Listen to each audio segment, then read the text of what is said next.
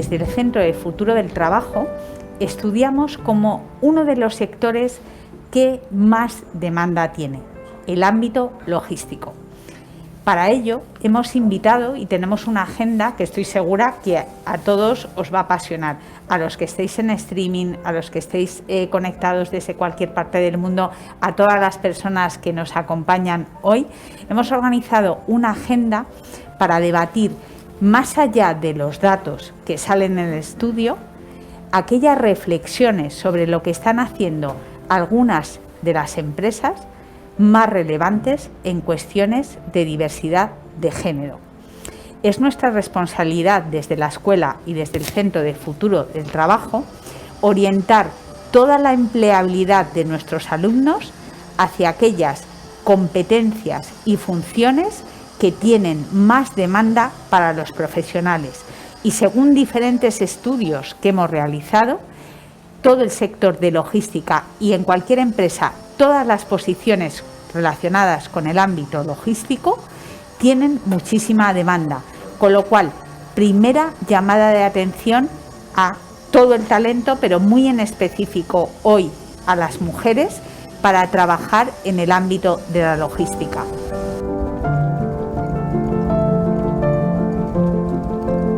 Enhorabuena y feliz Día Internacional de las Mujeres a todas.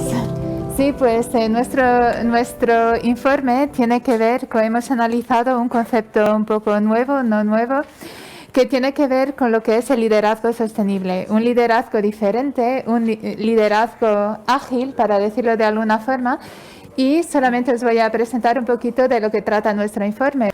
Hablamos un poquito de lo que son los objetivos de desarrollo, sí, presentamos un poco el concepto de lo que es el liderazgo sostenible como tal. Vemos que hay una necesidad de aumentar lo que es ese concepto de liderazgo y presencia de la mujer, ¿no?, en empresas logísticas también. Analizamos el concepto y también presentaros un poquito los objetivos de desarrollo sostenible. Fueron concebidos en el año 2012, si os suena, una conferencia que se llama Río +20. Son 17, el que está ligado a lo que es la equidad de género es el número 5 y nosotros indagamos un poquito más en este quinto objetivo de desarrollo sostenible. En grandes líneas se desarrollaron a nivel de país con el objetivo de llegar a ese nivel de desarrollo sostenible para de las Naciones Unidas.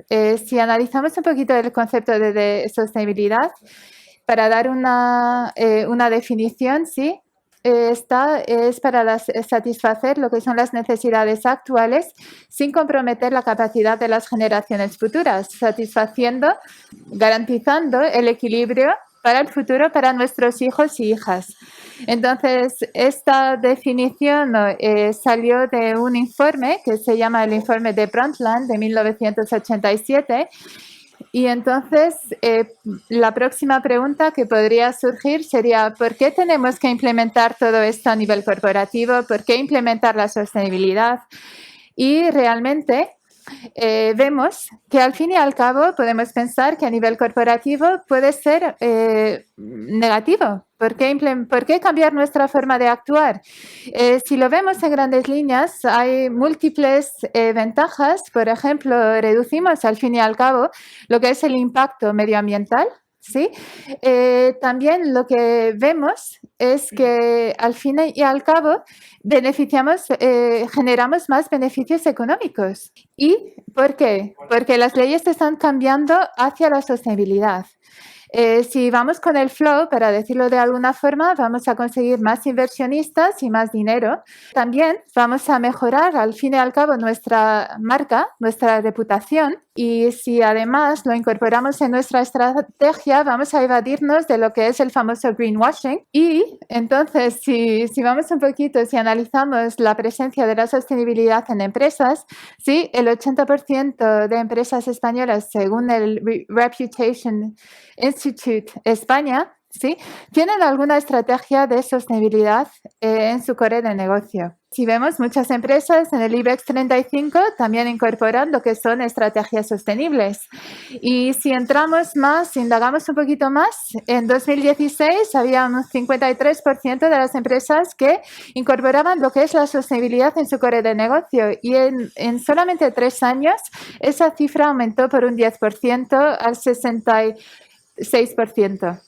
Si hablamos de liderazgo sostenible, quizás algunas de nosotras, la mayoría somos chicas aquí, seguramente que hemos trabajado en una empresa donde había una jerarquía, donde no había transversabilidad de alguna forma. ¿Y qué propone el liderazgo sostenible? En grandes líneas, lo que nos da es más agilidad, más flexibilidad, es un tipo de liderazgo más transversal. Y lo que nos ayuda, al fin y al cabo, es adaptarnos al cambio.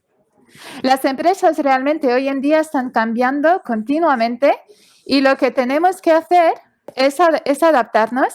Y si somos ese tipo de líderes femeninas, para decirlo de alguna forma, podemos aumentar y crecer en empresas, cuidar de nuestros trabajadores, sí, y llegar un poquito más al éxito, yo diría. Luego, ¿en qué se basa el liderazgo sostenible? Nos basamos en los 3 pilares de la sostenibilidad. ¿Cuáles son? Lo económico, lo social y lo medioambiental.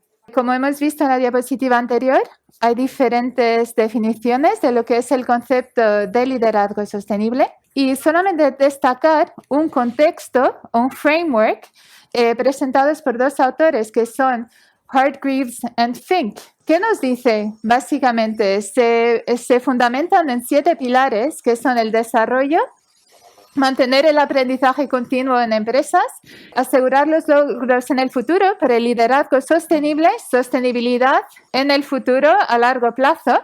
Entonces, no solamente son los beneficios de hoy, tenemos que mirar hasta los beneficios del futuro. Y si vamos hacia la definición que vimos antes de la 1987 de asegurar lo que es el futuro de los recursos, por ejemplo, para nuestros hijos, sí, hablamos de largo plazo. Luego, comunicar esa información, ser transparentes, ¿vale? Está muy bien siempre tener información en el bolsillo. El poder, la información, conocimientos, es poder a veces, pero mejor ser transparentes. También nos centramos en la justicia social y también debemos de alimentar todo el tema de recursos humanos. Y eso es cuidar de nuestro personal. Y también, claro, medio sostenibilidad económica, claro, tenemos que ganar dinero, evidentemente. Si no ganamos dinero, no sobrevivimos, ¿no? Como empresas. Es lo social, cuidamos de nuestros trabajadores y si no hay recursos con los cuales podemos trabajar, también el medio ambiente. ¿Vale? Entonces son los 3 pilares que realmente tenemos que trabajar, tienen que trabajar juntos. Se necesita lograr la igualdad de género para poder desarrollar correctamente estos objetivos que se han descrito anteriormente. Hay un aumento de los cargos directivos en los últimos 10 años en prácticamente todos los países de la Unión Europea. Destacan, digamos, como positivos países como Bulgaria, Lituania, en los que el porcentaje de mujeres en cargos de responsabilidad ha ido en aumento, sobre todo en los últimos años. A lo mejor nos choca aquí la posición de España, que está por debajo de la media europea, un poquito por debajo, y casos como el de Luxemburgo o el de Países Bajos, que todavía están un poco por debajo de España incluso. Entrando en analizar el número, ¿no?, de trabajadoras que hay en el sector que estamos estudiando, el sector de la logística, tenemos que ver que el porcentaje de mujeres no es alto. Normalmente la masa de mujeres, la masa de trabajadoras en los sectores se mueve todavía en ámbitos como el sector de la sanidad, de la educación, otros servicios. En el sector logístico todavía el porcentaje de las mismas es bastante inferior al de los hombres, actualizada la gráfica al año 2020. Entrando ya en el análisis de este liderazgo femenino en el sector logístico en concreto, hubo un aumento en los cargos, de diferentes cargos de manager en el sector logístico en los últimos años. No obstante, en el 2020 sí que sorprende que solo en los más altos cargos de empresas logísticas ha seguido habiendo un aumento del porcentaje de mujeres. En el resto o se ha mantenido o incluso ha bajado en la mayoría de los casos, ¿vale? Por lo tanto, la posición de la mujer en este sector todavía está en desigualdad, digamos, porcentual respecto de los hombres. Aquí lo reafirmamos indicando que dentro del porcentaje, del escaso porcentaje del 34% de managers que hay mujeres en España, solo un 8,4% de estas managers se encuentran en el sector logístico, en cualquier cargo de dirección o otro cargo intermedio de responsabilidad. Hablando de algún caso específico de liderazgo, queremos destacar los dos siguientes, ¿vale? El liderazgo femenino en la zona franca, donde se está luchando claramente para que la mujer se encuentre en términos de igualdad, vaya sumando posiciones en este sentido y gane un poco más de terreno en el ámbito de la dirección, aprovechando esta cuarta revolución industrial, esta industria 4.0. Y el liderazgo femenino en el sector portuario, donde se ha visto necesario porque solo un 2% de los trabajadores del ámbito son mujeres. Entonces tenemos varias asociaciones que están luchando para que las mismas puedan ocupar también puestos de responsabilidad en función, evidentemente, de las aptitudes y habilidades de cada una de ellas. Vamos a indicar algunos resultados preliminares de un estudio que estamos trabajando, la profesora Elena Bulmer, la profesora Raquel Rodríguez y yo misma, sobre el liderazgo sostenible en ese ámbito, en el ámbito del sector logístico.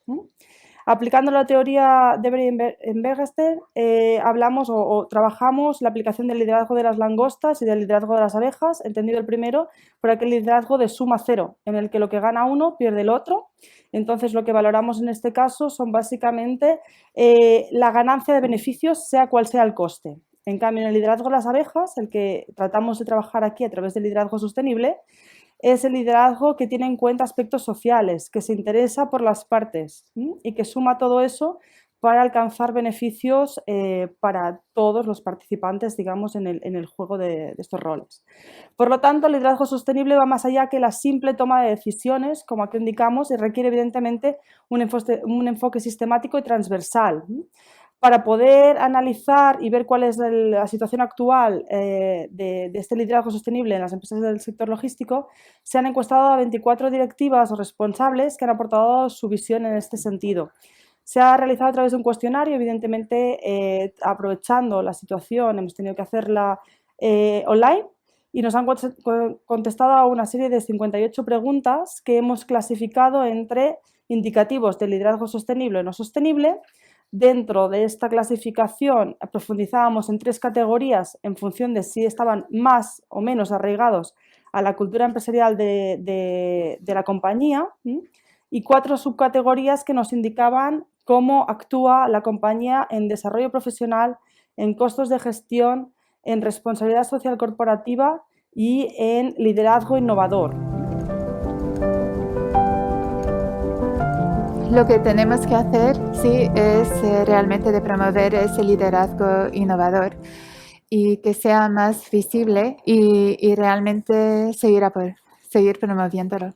El hecho de que se cuente con directivas mujeres también enriquece y aumenta en perspectiva el porcentaje de beneficios de la misma. Muchísimas gracias. Yo como conclusión me quedo con que hay muchísimas oportunidades en un ámbito. Tengo un buen amigo que me dice que es del género masculino, que me dice: Pilar, dice, tú ahora lo tienes muy fácil. Dice, porque hay muchísimas más oportunidades para mujeres o para hombres. ¿Y sabéis qué le digo?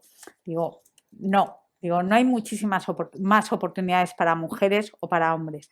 Hay muchísimas oportunidades para todas las personas que sepamos ver dónde están esas oportunidades. Y aquí sí que quiero hacer un pequeño hincapié sobre algo que, en base a toda mi experiencia profesional y a todo lo que hemos podido observar en la escuela, que quizás algo que falta a las mujeres, y os miro a las que tengo aquí cara a cara, pero también os miro a todos los que nos seguís online, es la parte de ambición profesional y de realmente focalizarnos aquellas posiciones, aquellos sectores que son los que están generando más negocio. Y tenemos que ir con ambición. No perdáis nunca la ambición.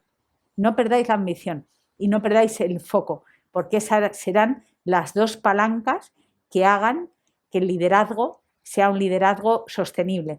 Yo, si me permiten, lo del adjetivo femenino me sobra del estudio, pero creo que el liderazgo tiene que ser sostenible. El liderazgo va vinculado a algo que es la capacidad de transformar la sociedad. Y la capacidad de transformar la sociedad, creo que la mitad del género que hay en la humanidad tenemos muchas cosas que decir, una visión muy diferente que aportar, pero sobre todo con esa parte de ambición y de foco en aquello que tiene más posibilidades. Muchísimas gracias, Magalí, Elena, por la presentación de este maravilloso estudio. Estará disponible en nuestra web, en EAE Business School, y damos paso ahora a la mesa redonda, que va a ser una mesa redonda híbrida, Madrid y Barcelona. Muchísimas gracias. ¿Por qué es importante para vuestra empresa la diversidad de género y sobre todo para la empresa y para el negocio? Bueno, ya ahí empiezo yo. Hola, buenas tardes a todos.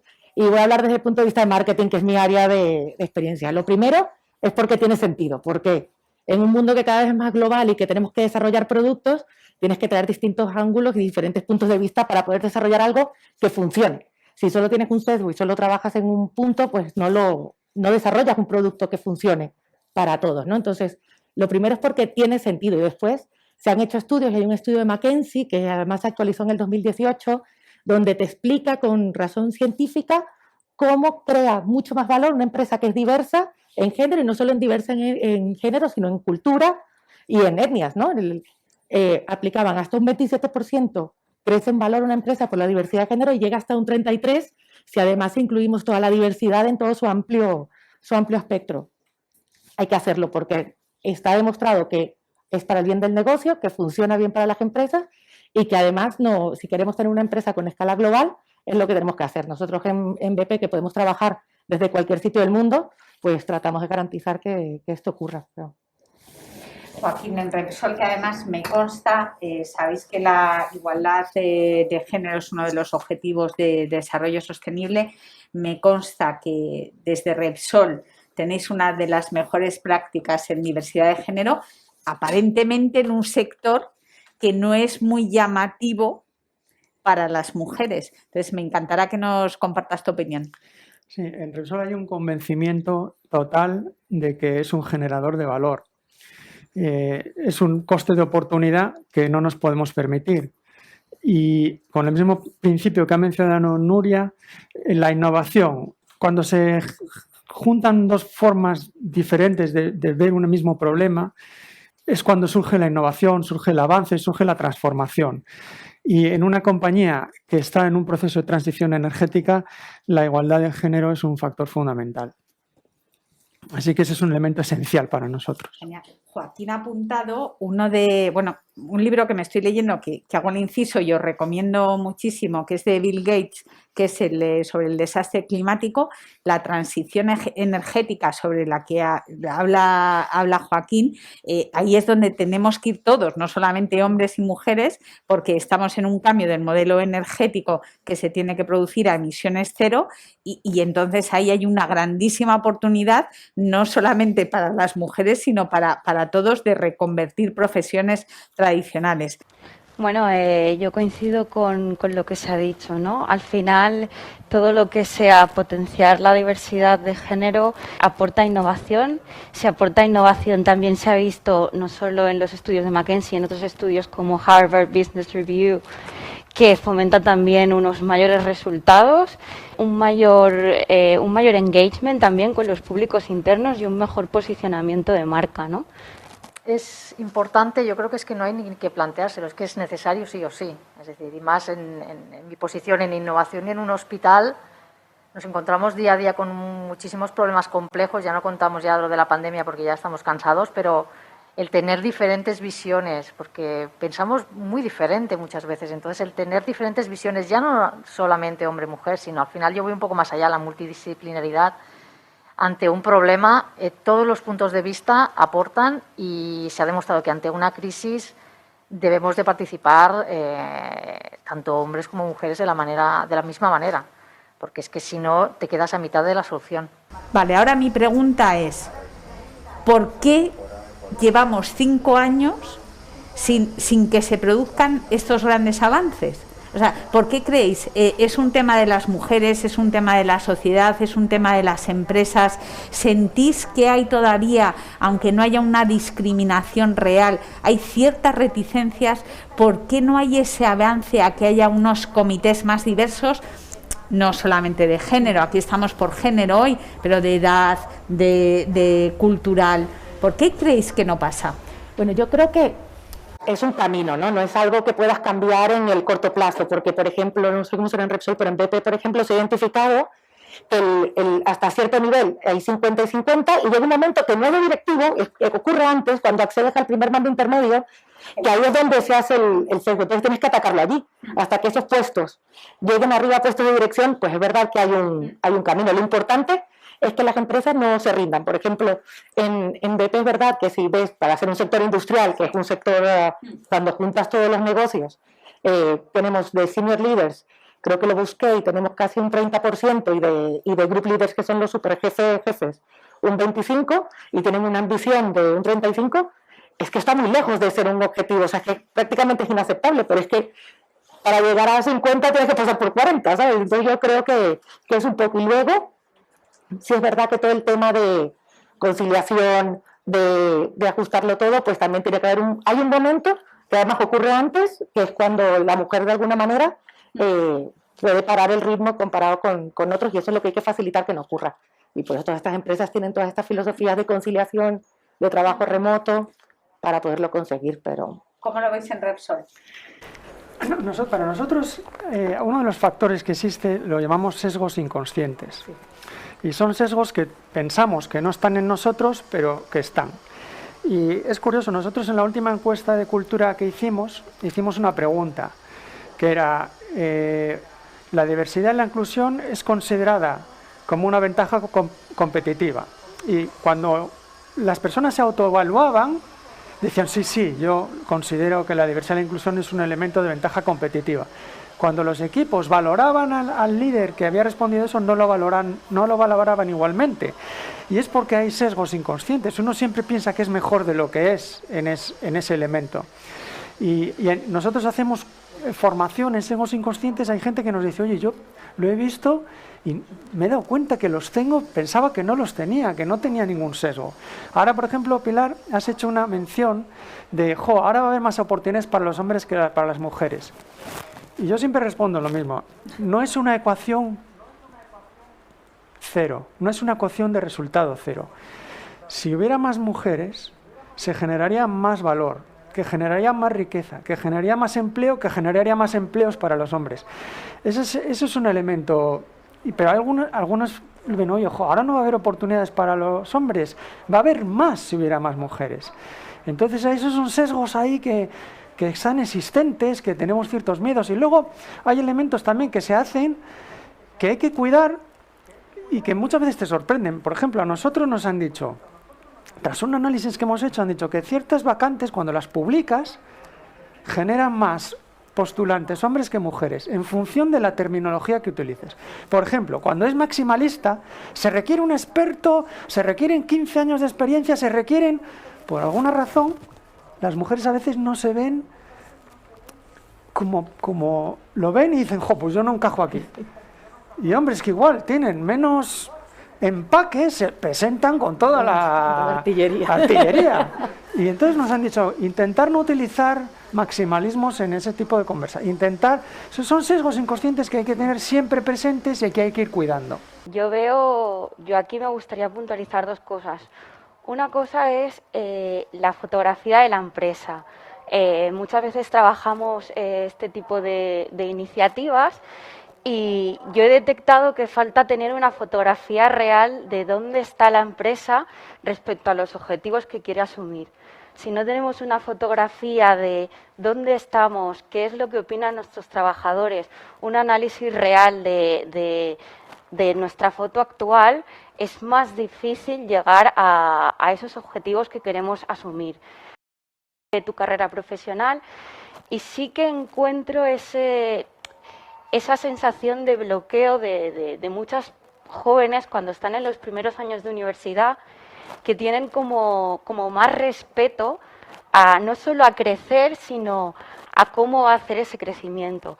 Al final, carreras como logística, carreras como financiero, carreras como operaciones, son carreras que luego van a tener mucho peso en lo que es en los consejos de administración, incluso lo que va a ser siendo un CEO. Hay estudios que demuestran que es más fácil que una persona que salga de operaciones o que salga de comercial acabe subiendo. Entonces, es importante lo que hablábamos de la ambición que deberíamos de tener, sobre todo las nuevas generaciones, y también un poco el trabajo de mentoría de esas mujeres y de esos hombres que ya están en el camino, para empujar y apoyar un poco a que las nuevas generaciones estén preparadas y se sientan empoderadas, ¿no?, para llegar ahí.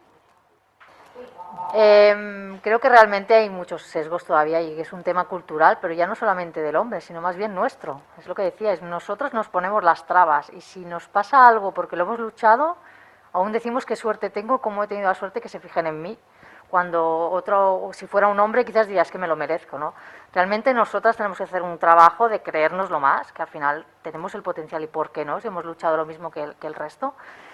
Y creo que es muy importante también la formación, pero pensemos que tenemos que empezar a cambiar la manera de formar. A la gente no se le puede formar en que tiene que haber unas cuotas, en la típica formación de antes, sino, por ejemplo, yo que estoy en innovación y que estoy mirando maneras de formar al personal de otra manera, sobre todo, por ejemplo, para dar malas noticias y demás, con herramientas como, por ejemplo, la realidad virtual, te puedes poner en el pellejo de una mujer cuando va a una entrevista o en cualquier situación, y yo creo que así también, desde el punto de vista del hombre, también verían qué sentimos, qué no sentimos, cuál es la situación en la que nos estamos encontrando, y al revés, ¿no? Como mujer también ponernos el papel del hombre cuando realmente parece tan seguro y a lo mejor tiene los mismos miedos que nosotros. Yo creo que esto también nos haría ganar más confianza, porque tenemos el potencial, pero nos falta este siguiente paso y tener esa confianza para decir, pues sí, pues yo puedo y voy a por ello, ¿no? Que parece que sea una cosa extraordinaria, pero no lo es. Pero yo creo que es eso,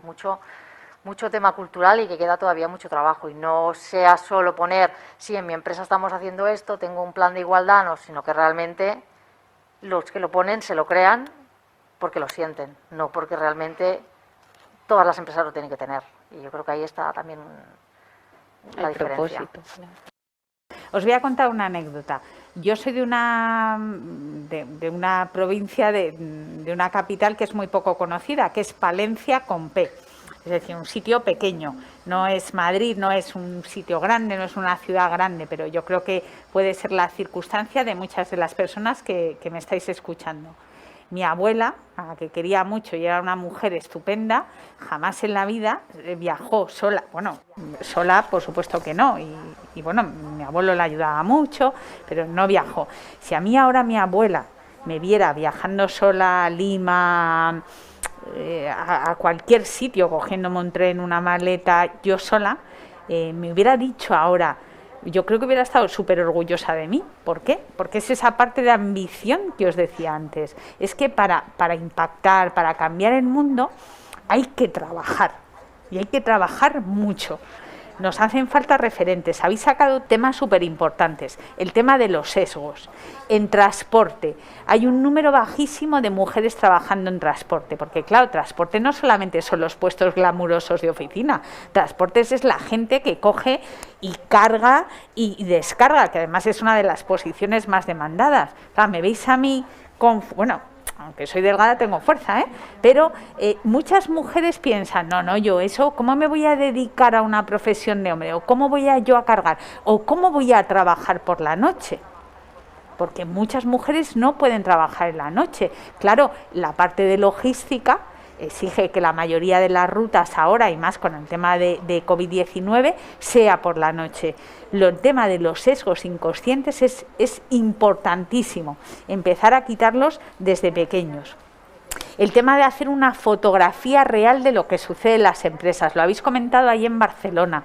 Muchas veces fallamos porque no tenemos una foto. Creo que a nivel en las grandes empresas, aunque España es un país de pymes, y eso es otro mundo, pero en las grandes empresas, hasta niveles intermedios se ha conseguido más o menos esa paridad, ¿no? Y es lo que dices tú, Nuria, seguiremos llegando. Pero creo que lo comentabas tú, Eva, tenemos las propias mujeres que dejarnos de poner trabas, es decir, salir a comer, bueno, cuando se podía o se va a poder salir a comer o salir a cenar, creo que es un tema imprescindible para el negocio, imprescindible porque se generan vínculos, se generan otro tipo de asociaciones que son muchas veces nuestros sesgos de mujeres, cómo me voy a ir a cenar o cómo voy a ir a una comida o cómo voy a ir a una determinada reunión, ¿no? Entonces tenemos que empezar a ir rompiendo esos temas. Me gustaría hacerles otra pregunta, si os parece empezamos por Barcelona. ¿Qué retos veis? Aunque lo hemos ido apuntando, ¿qué retos veis? Nosotros desde la escuela que lanzamos, como os he dicho, el Centro del Futuro del Trabajo, claro, vemos que el trabajo se está transformando muchísimo, más quizás desde la parte de funciones o de posibles trabajos que va a haber, pero sobre todo a nivel de competencias está cambiando muchísimo, pues desde no se necesitan personas con capacidad de pensamiento analítico, se necesitan personas con capacidad de pensamiento crítico, ¿no? Esa parte de retos, ¿cómo la veis vosotros para la diversidad de género? Bueno, yo os voy a dar un punto de vista quizás que se sale un poco de la mujer directiva y de altos cargos, porque hace un mes estuve teniendo una conversación con nuestra responsable de atención al usuario y una cosa que no me había planteado nunca, ¿no? Lo que es la medicina realmente de la mujer, no la ginecología, no, sino, por ejemplo, a ti te da un infarto como mujer y tu síntoma no es el brazo, es dolor de estómago. En cambio, tú vas a urgencias y si no tienes dolor de brazo, pues te dicen vete para casa, son los nervios, ¿no? Es decir, que tenemos que dar un vuelco tan grande a ver que realmente somos diferentes, para lo bueno y para lo malo, y realmente ponernos en los dos puntos de vista. Y en el caso de la sanidad, lo digo porque es el que estoy viviendo yo más día a día, realmente no estamos pensando en las mujeres. Cuando, pues esto, síntomas de... Todos son enfermedades de hombres y muchos de los síntomas que tenemos las mujeres no tienen nada que ver.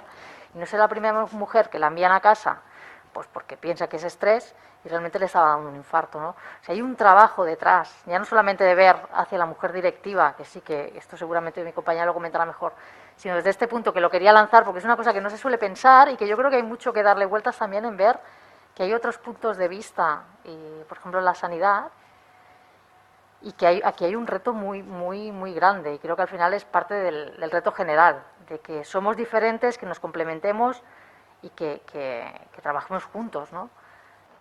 Yo, en línea con lo que comenta Eva, veo un reto que es la interseccionalidad, es decir, darnos cuenta que como mujeres tenemos una lucha, pero que luego como mujeres las hay que somos madres, las hay que no, las hay que tenemos un perfil racializado, las hay que no, estamos en diferentes sectores con lo que eso implica, y entonces a la hora de avanzar, y ser más inclusivos, y en esa inclusión, como bien hemos comentado antes, tener más aliados y contar con los hombres, ¿no? El hecho de que hoy tengamos una participación, que mañana sean 2 personas, hombres, las que estemos aquí, ¿no? Y luego el otro reto que veo es la educación. Es decir, se sabe que a partir de los 4 años ya incorporamos estos sesgos. Hay estudios que dicen que esto es así. Entonces, ¿qué podemos hacer para que con 4 años una persona que no tiene sesgos no los vaya incorporando? y qué podemos hacer para que esa persona que con 18 años tiene que elegir una carrera no deje de elegir STEM porque sienta que hay una barrera que es más cultural que real suya, ¿no? Yo creo que esos son retos a tener en cuenta. Muchísimas gracias. Madrid, retos que tenéis, ¿qué falta, aparte de todo lo que han comentado? En tema del ámbito corporativo, yo ahí vuelvo a estar con Joaquín, los sesgos son imprescindibles que se quiten, pero que se quiten de una manera objetiva, porque muchas veces es que te han dado el puesto porque eres chica, o es que tal. Entonces lo que hay que garantizar es que ese sesgo se reduzca en las personas que ya lo tenemos, ¿no? Entonces, ¿cómo garantizas que los paneles de selección tengan candidatos diversos y que los que seleccionen sean seleccionadores diversos? Para garantizar que ese sesgo, porque cuando empiezas a ver si el panel es diverso, vas a escoger el mejor. Porque no tienes un objetivo de escoger una chica o un chico, vas a escoger el mejor, pero necesitas que el panel lo sea. Por ejemplo, yo ahora voy a estar en un par de semanas en uno de Australia, que me han pedido, mira, como eres especialista en este tema, ve y participa. Entonces, ¿cómo tratas de garantizar que ese sesgo se rompe teniendo paneles diversos de candidatos y incorporando el talento sin género, ¿no? Más que hacer políticas de este tipo.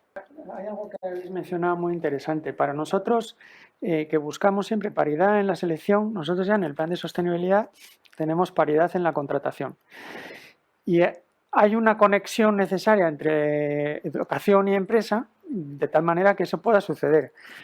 En carreras universitarias, a pesar de que hay menos STEM que hombres, una compañía como Repsol, que es un empleador premium, tiene esa posibilidad. Pero en FP dual, en formación profesional dual, que cada vez va a ser más prevalente, todavía cuesta mucho. Es muy pocas mujeres. Entonces hace falta esa conexión entre empresa y educación para que eso suceda. Hace poco nosotros hemos firmado un acuerdo con el Ministerio de Educación que se llama Niñas en Pie de Ciencia para tratar de fomentar esos elementos. Por ejemplo, estamos analizando ahora una posibilidad de hacer mentoring de nuestras mujeres STEM con estudiantes de carreras STEM para romper esa barrera, ese sentimiento, animarlas a seguir en la carrera y a postularse a grandes compañías, seguir su carrera STEM. Ese es otro elemento. Entonces, ese es un reto importante. Y luego también hay otro que es que sea considerado como algo fundamental en la sociedad. Por ejemplo, la seguridad y medio ambiente es algo que las empresas están ya metido en el ADN de todas ellas. Está metido a fondo. Pues debería ser algo como una necesidad tan imperiosa como la perfección en seguridad y medio ambiente. Que los elementos de diversidad e inclusión estuvieran tan arraigados como eso. Entonces, en eso estamos trabajando y llevará tiempo, pero se conseguirá. Por ejemplo, no sé si es porque es por la convocatoria, ¿no? Pero no veo ningún hombre. Pasa siempre. En este, Entonces, en este tipo de charlas solamente vienen mujeres. Mujeres, pero para los Estoy hombres... segura que las que nos están escuchando, si pudiera levantar la mano, si pudiera levantar algún hombre la mano en streaming que nos esté escuchando, por este tipo de convocatorias, igual que te he dicho que a nivel de ponentes, serás desde luego de los únicos ponentes. Pues para los hombres deberían estar interesados porque es en su beneficio también, porque es una mayor riqueza para la sociedad. Entonces, eso necesitamos trabajar, ¿no? Pero yo estoy optimista porque poco a poco se va generando ese entorno. Aunque no sé si habéis visto que ha salido publicado Closing Up, que es un clúster de empresas en el que está Repsol presente, que decían que a este ritmo lo conseguiríamos, me parece, no es una barbaridad, en 2045, sí, una cosa así. Entonces hace falta avanzar más fuerte y más rápido. Hay que meterle un machucho. Pero yo creo, vamos, y por lo que nos han contado, al final es un tema de cambiar la mentalidad no solamente desde el ámbito empresarial, sino desde el ámbito educativo. Por eso nosotros aquí en la escuela es fundamental, en las etapas anteriores es fundamental, en los entornos educativos de los padres es fundamental. Seguimos con el tema de la formación profesional, que sigue generando un montón de oportunidades de empleo, de empleabilidad, y se sigue denostando tanto en hombres como en mujeres esas salidas. Claro, yo me imagino que cualquiera de vosotros que tenga una hija en edad de escoger una carrera o de empezar a trabajar, diga, papá, yo quiero ir a Repsol a trabajar en una torre en un país perdido, aislado del mundo, la misma situación para un hombre o para mujer. Sigue habiendo esos sesgos por esa parte? Pues yo creo que sí, que se van a cambiar también.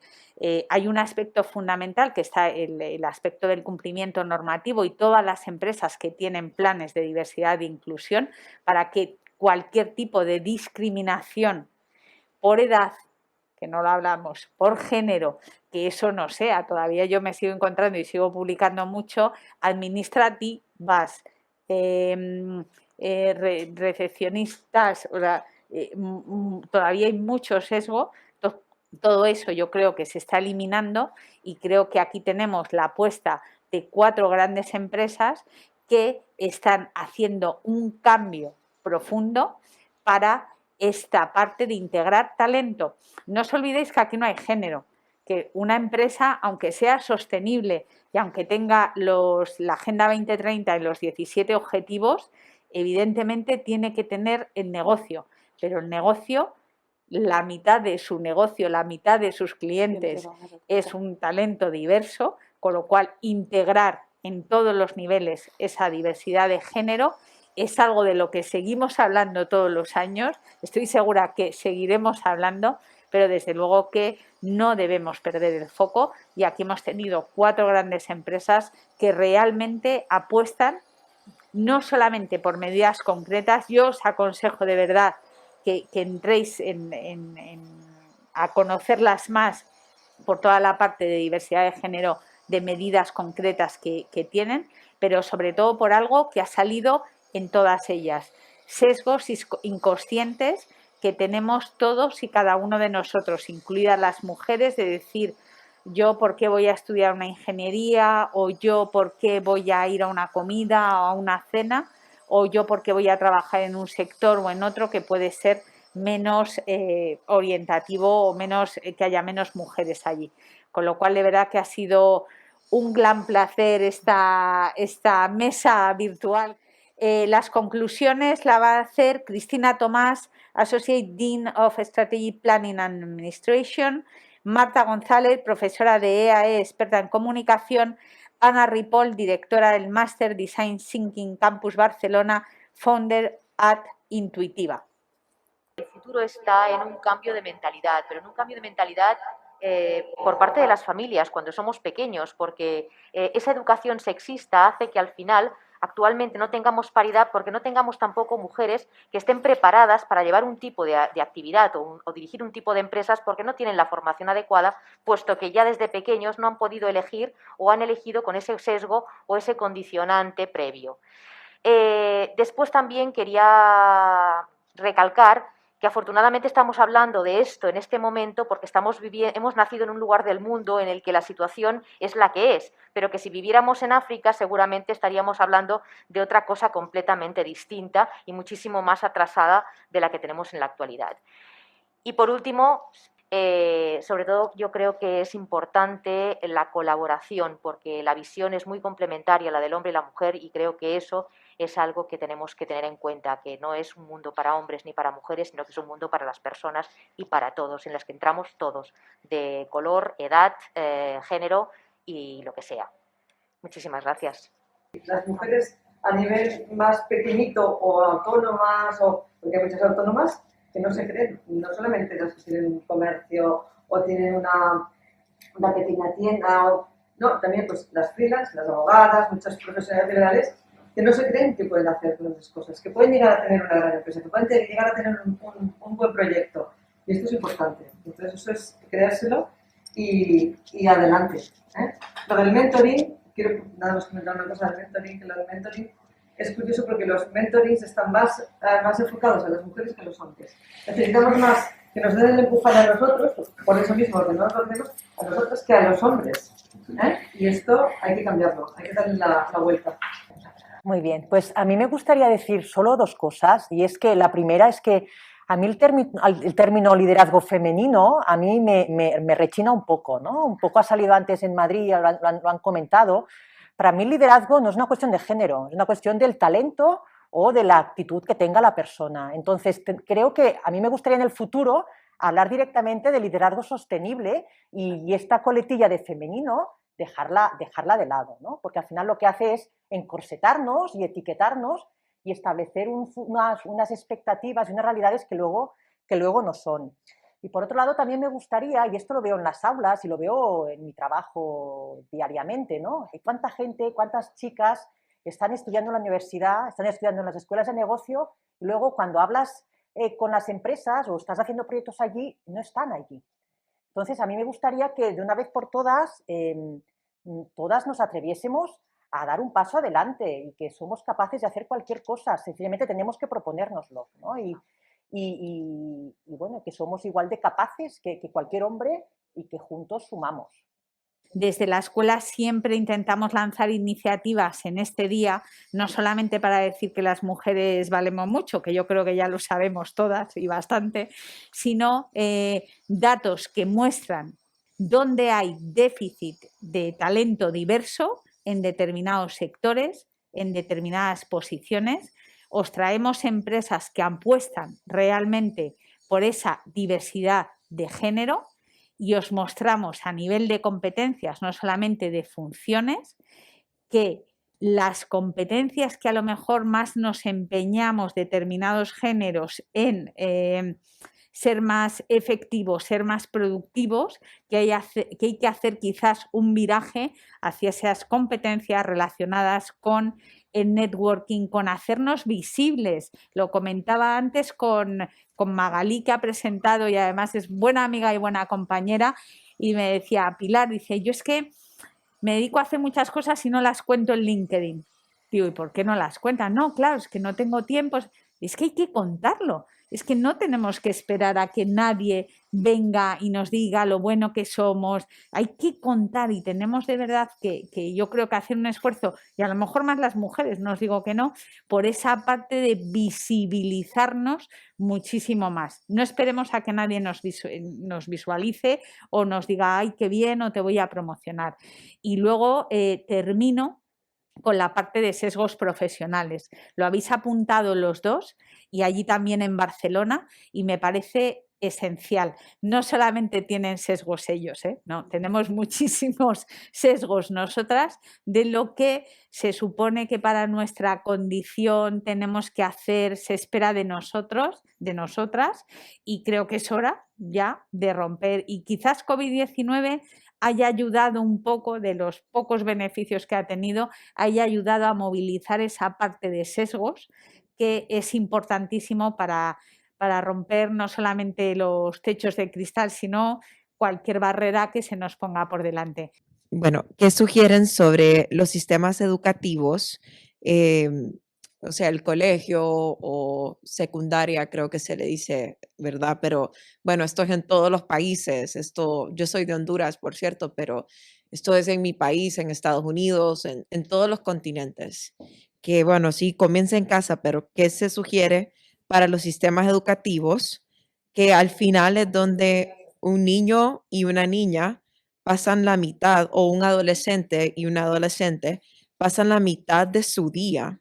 Y es donde, pues, considero que pueden tener bastante influencia. O sea que un niño pueda, o un adolescente pueda pensar o de una manera, sabes, como que no, el sesgo donde no tenga tan claro la mentalidad de inclusividad, o una niña o adolescente, pues se le pueda inculcar que no es capaz, o lo contrario, que sí es capaz. ¿Qué sugerencias para el sistema educativo? Hay muchas mujeres científicas que están allí y lo que se busca mucho en los colegios es ese role model. O sea, cómo va una chica y va y te demuestra que puede ser una matemática y que además puedes hacer, porque lamentablemente tienes carrera de ciencia, laboratorio, bata blanca, ¿no? Entonces dices, ¿pero por qué? Entonces van roles que te enseñan en los colegios que mola ser matemático, que mola ser biólogo o que les apetece. Entonces, todo ese proceso de educación en el colegio, yo creo que es muy importante y ahí tenemos mucho trabajo nosotros y sobre todo las personas que tienen carreras más científicas, ¿no? Que ir a los colegios, ir a las generaciones más jóvenes y tratar de enseñar que las chicas tenemos espacio allí, que podemos, que está bien y que se pueden hacer muchas cosas. Para mí es un factor educacional, ese es un elemento en esas etapas educacional del colegio, de los padres, mucho. De hecho, hay un libro muy bonito que se llama Cómo educar personas de éxito, que es de Emily Wozicki, que habla mucho de cómo hacer esa educación. Se lo pasaré a Pilar para que, si quieres, cómo optimizar o hacer fluir el talento de los niños. Yo hace poco me estaban insistiendo en que hay muy pocos colectivos STEM para poder contratar aquí en España y en algunos países de Europa. Y me dijeron, sin embargo, en los países del norte de Europa hay muchas más niñas STEM. Y miré cuáles son: Hungría, Checoslovaquia, Eslovenia, Eslovaquia. Y empecé a indagar por qué. Y es porque en la época soviética, en los colegios, en base al potencial STEM, se decidían las carreras, sin el efecto educacional. Decían, tú tienes muy buena dotación para las matemáticas, venga, ingeniero. Y ese tema ya no existe, ese elemento, pero ha subyacido y es casi paritario. Entonces, ¿dónde no hay una diferencia entre hombres y mujeres en cuanto a su potencial STEM? Es un efecto que se va apagando en las niñas por un elemento que puede estar en la sociedad, en la educación. No sabría responder, pero me llamó mucho la atención ese dato. Bueno, yo quería comentar, no sé si se me oye, que así como decías, que realmente los padres tienen ahí un peso más que yo creo que las escuelas se está haciendo bastante bien, desde mi punto de vista, pero hay una parte que sí que es bastante más incontrolable y tal, que ya no es como cuando estudiábamos nosotros, que es todo el tema de las redes sociales. Ahí sí que hay que hacer un trabajo brutal para controlar. Yo creo que por ahí es donde aprenden mucho los niños. ¿Quién no está un niño que coge la tablet y está viendo un vídeo de YouTube? Y la influencia que tienen los influencers y demás personas de las redes es un tema que sí que se debería tratar bien, cómo poder controlar que no haya este sesgo tan machista, digámoslo así. Sí, yo un poco para añadir a lo que habéis dicho, efectivamente es un tema muy de la educación, pero proyectos como el que nos ha explicado Joaquín y otros muchos que pueden surgir desde lo que son las organizaciones, trenzar alianzas a lo mejor dentro, no solo con las administraciones públicas, sino las organizaciones y las grandes compañías, con otro tejido de asociaciones más pequeñas que están empujando desde su rincón y que a lo mejor tienen mucho que aportar en lo que están haciendo, y tejer esas alianzas para que también podamos impactar de alguna manera de forma más cercana en los colegios o en los institutos que localmente están más próximos a nosotros, ¿no? Me parecía interesante el otro día en el déficit de mujeres en posiciones STEM. Me comentaba una empresa española que se llama Sepello, una aseguradora, que han hecho una iniciativa que me encantó. Pero estamos haciendo en la escuela un estudio referente a cómo es la transición de los senior en las empresas, que nos afecta porque sois muy junior, pero es un problema de un colectivo muy grande. Y nos comentaba Sepello que, claro, tenían dificultades en encontrar mujeres STEM jóvenes. Bueno, pero hay muy pocas, hay mucha demanda, hay empresas más atractivas. También yo creo que tenéis en general vuestra generación, que no olvidemos que los millennials suponen un 31,4% de la población del planeta, con lo cual sois la generación que va a cambiar el estado de todo. Yo confío muchísimo en vosotros, así que llegad pronto a puestos directivos en las empresas, porque de verdad que confío que vais a cambiar el estado de las cosas, ¿no? Pero comentaban que dicen, bueno, pues no encontramos mujeres STEM jóvenes, han hecho una iniciativa de mujeres STEM mayores de 45 años. Claro, dices, genial. ¿A quién se le ocurre eso? ¿Vosotros a quién creéis que se le ocurre eso? ¿A un hombre o a una mujer? Decídmelo, por favor. ¿A quién se le ocurre? ¿A un hombre o a una mujer? Chica. Probablemente una mujer que esté en la misma situación, que le haya pasado. ¿A quién se le ocurre en una empresa muy orientada a negocio? ¿Quién va a contratar la energía? ¿Quién va a sea, hay una serie de comportamientos a nivel de hábitos de usuario que ya están cambiando, con lo cual, de verdad, hay unas oportunidades enormes, enormes, y creo que hay un montón de iniciativas. Afortunadamente, todas las grandes empresas en España están apostando y tienen sus planes de igualdad y de diversidad, con lo cual es maravilloso. Hay unas oportunidades enormes en todos los que estáis estudiando. ¿A qué me quiero dedicar? Pues a implantar planes de igualdad, por ejemplo, en las pymes. Eso, consultor de igualdad tiene que ser una de las posiciones más demandadas, porque en nuestro tejido empresarial en España todavía hay muchas reticencias. Todo el tema de los sesgos que también ha salido, creo que son oportunidades magníficas. A mí me parece, tanto en el tema de la sostenibilidad como luego a la hora de la igualdad, que a veces, como decía Elena, a lo mejor hay como un greenwashing, ¿no? Pues no sabría cómo decirlo en esta parte de la igualdad. Y entonces me gustaría saber qué cosas específicas, o sea, qué medidas y programas específicos están llevando a cabo las empresas para, digamos, para apostar por la igualdad de las mujeres. ¿Hay programas? ¿Se está dando? Imagino que no se está dando prioridad solo por el hecho de ser mujer, sino por las capacidades, pero que imagino que debe haber algo que cambie, porque a lo mejor antes, aparte de mujeres muy preparadas, había esos sesgos que decimos que no daban la oportunidad a la mujer de entrar ahí, y si ahora lo que queremos es cambiar, me gustaría saber qué se está haciendo específicamente. En el informe había una cosa muy interesante sobre plan de sostenibilidad, qué dimensiones profundiza, y había 5 o 6 dimensiones. Y había una que era formación específica y establecer parámetros de seguimiento.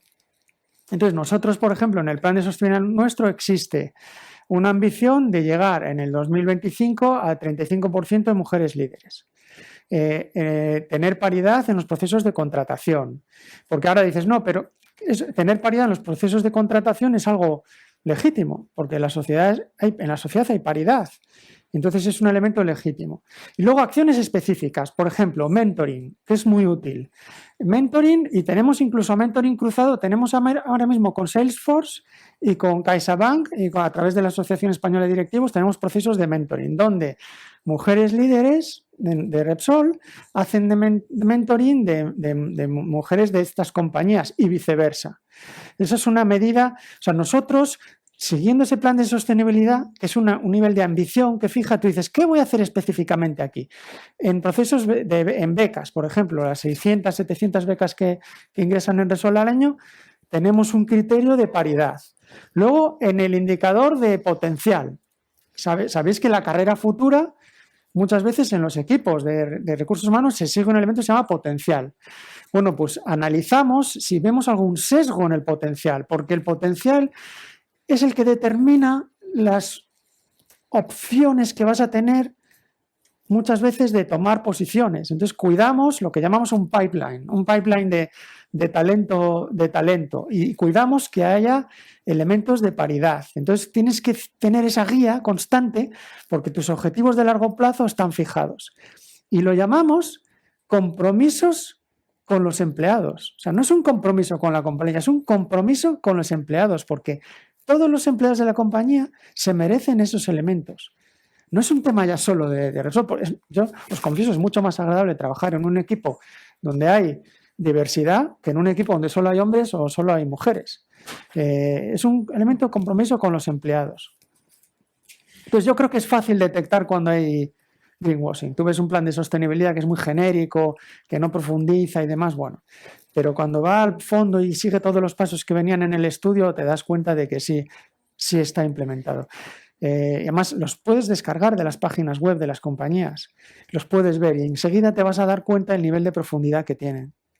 Sí, y sobre todo eso, construyendo un poco en lo que dice Joaquín, aunque ha sido muy completo, es esa métrica específica y hasta cuándo está metida en el ADN, porque es verdad que un PowerPoint aguanta cualquier cosa, ¿no? Pero ya cuando toda la organización, desde el nivel más alto, tiene métricas específicas en esto que se le hace seguimiento, ahí empiezas a hacer un poco la implosión de todo lo que es el proceso, ¿no? Y que pasa más allá. Un poco es lo que dice Joaquín, que no sea algo teórico, sino que hayan métricas concretas a las que se le hace seguimiento, que sean transparentes, porque, por ejemplo, en BP todas las métricas de diversidad tienen el compromiso de tener lo que es el accountability, que cada manager es responsable, pero también la transparencia. Entonces, detrás en la web está toda la transparencia de cómo son los grados y la distribución, no solo por sexo, sino por cualquier tipo de diversidad, porque aquí estamos hablando porque hoy es el Día de la Mujer, pero cuando hablamos en una empresa a nivel global hay diversidad de cualquier tipo. Y luego también cómo se integra, ¿no? En BP, por ejemplo, los organismos, o sea, las redes de network de mujeres y de, por ejemplo, el BP Pride, que es el otro gran colectivo, somos empleados que participamos voluntarios.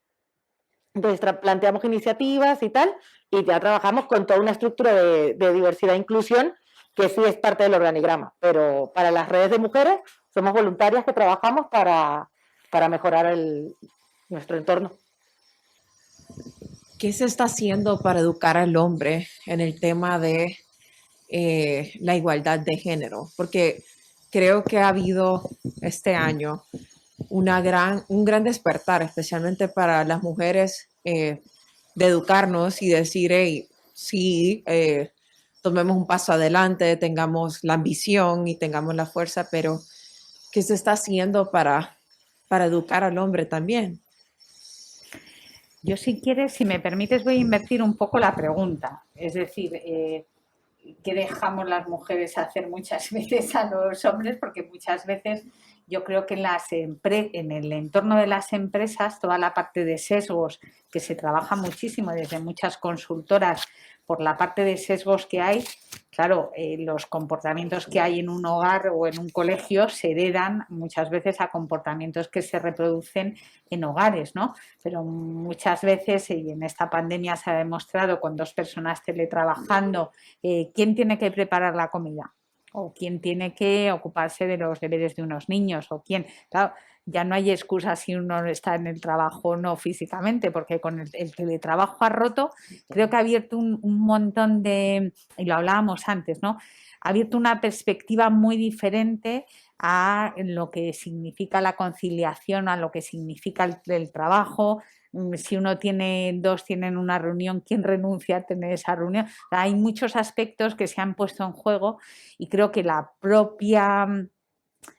yo no creo si me permitís el meter un poco yo no creo en educar al hombre, yo creo que quien tiene que educarse es la mujer en dejar de hacer determinadas cosas que las asumimos como que somos nuestras. O sea, ir a una reunión en el colegio, ¿por qué tiene que ir la mujer? Pero realmente se asume. Entonces, creo que no es, o sea, la parte de educación es una parte de educación conjunta, ¿verdad? Es una parte de cambio de mentalidad o de cultura, que creo que lo han dicho también ahí en Barcelona, que incumbe más a la mujer que al hombre. O sea, es decir, si a mí me preparan todos los días la comida, como en mi caso, tengo muchísima suerte. ¿Lo voy a cambiar? Te aseguro que no. Que a mi marido le gustaría que fuera al revés, te aseguro que sí. Pero yo creo que también un poco hay que desmitificar que no solamente la educación está en el... Vamos, miro mucho a Joaquín porque por eso me gusta traer a talento diverso, ¿no? Para que también ellos opinen. Bueno, no sé si de pronto ya se había contestado, pero ustedes hablaban respecto a los sesgos, ¿no? Que ya es de cada individuo también y que pues a veces se pasa por alto, es inconsciente.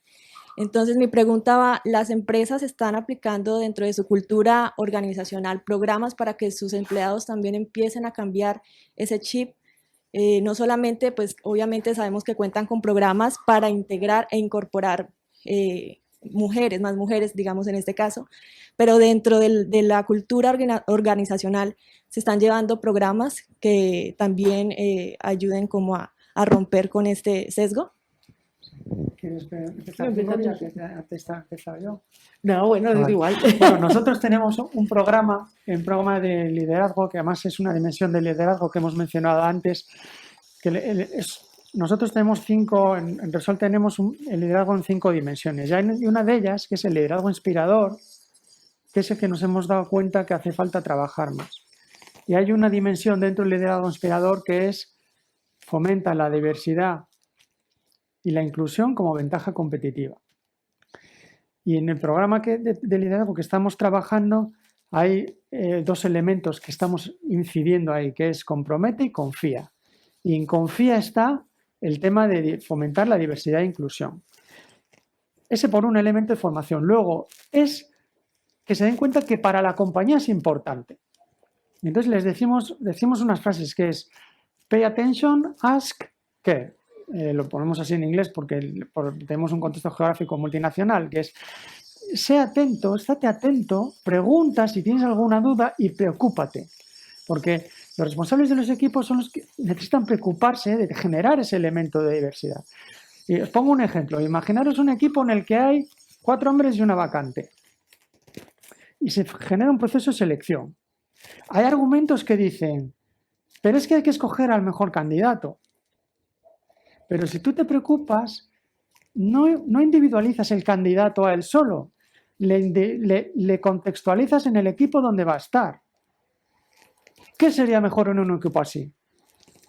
Para que se genere lo que hemos hablado antes, la diversidad, las diferentes formas de ver una misma idea, una mujer. Entonces, si tú estás preocupado por eso, ves, ¿dónde tengo mi vacante? Pues para esta vacante necesito una mujer, porque es donde va a generar esa chispa, ese elemento adicional de creatividad. Entonces, una vez que consigues eso, ya empieza a suceder. Y bueno, yo era un poco lo que comentábamos antes, ¿no? Que lo importante es que el panel sea diverso. O sea, y muchas veces pasa, ¿no? Cuando son puestos muy técnicos o como dices tú, muy maximistas, que se vienen muchos chicos, pues lo más fácil, viene la primera criba y dice, tenemos 5 candidatos, pero si garantizas que esos candidatos sean diversos, aunque verdad a veces a los de recursos humanos le da mucho dolor de cabeza, pero es traer un poco esa diversidad y a partir de allí, ya si un manager tiene toda el seniority que tiene, pues escogerá el que vale para el puesto y el que encaja mejor en el equipo y que le agrega más valor. Pero sí es importante eso. Y lo otro, ¿no? Tratar de que el panel de entrevistados sea diverso y el panel de selección también sea diverso, ¿no? Porque así te quita un poco reduces ese sesgo que existe. Fijaros que ahora con la automatización de los procesos de selección, que se dice que los algoritmos tienen sesgos, no, los algoritmos de selección no tienen sesgos, quien los tiene es quien los diseña y además analizan o proponen terna de candidatos en base a los resultados que han dado éxito en el pasado. Es decir, si para un puesto ha dado éxito, yo tengo unas variables, pues ha dado éxito por edad, ha dado éxito según un género, ha dado éxito según un departamento y en base a eso la criba la va a hacer por ahí y va a seleccionar en base a los sesgos que se ha determinado en el sistema, con lo cual es importantísimo poner la atención ahora mismo todas las compañías y me ha encantado y quizás un término que ha dicho Joaquín, o sea, un poquito de cuidado, o sea, poner cariño, yo no sé si que es cuidado, poner cariño, poner atención, pero fijaros, no por un tema de buenismo de las empresas, por un tema de negocio. Insisto, el 50% de la población tiene un género distinto. Y además de esos 50 hay un porcentaje muy amplio que son millennials, que ahora mismo son los que tienen los hábitos de compra y unos hábitos de consumo completamente diferentes. Con lo cual, el seleccionar equipos diversos, equipos inclusivos, no solamente por un tema de ostentar los mejores rankings en temas de reputación o ética, es un tema puro de negocio. El otro tema con el que quería concluir, si no tenéis más preguntas, es el tema de el problema no solamente están los demás o excusas para, o sea, mirémonos nosotras, porque hay muchas veces que los propios sesgos, la propia parte de educación, la propia parte de decir, no, yo no voy a hacer esto, es nuestro problema y yo creo que ya llevamos muchos años evidenciando y tenemos que romper esa parte de miedo, vergüenza, el que dirán y atrever a hacernos las cosas. Si no hay más preguntas, voy a cerrar este evento. De verdad, muchísimas gracias a todos, muchísimas gracias Barcelona también. Ha sido de verdad un placer compartir esta esta mesa híbrida, virtual y presencial, y estaremos encantados de, bueno, compartiremos el informe, hay datos maravillosos y, bueno, además agradecer, por supuesto, a Magalí y a Elena, y autoras del estudio, el súper trabajo que han realizado. Así que muchísimas gracias a todos.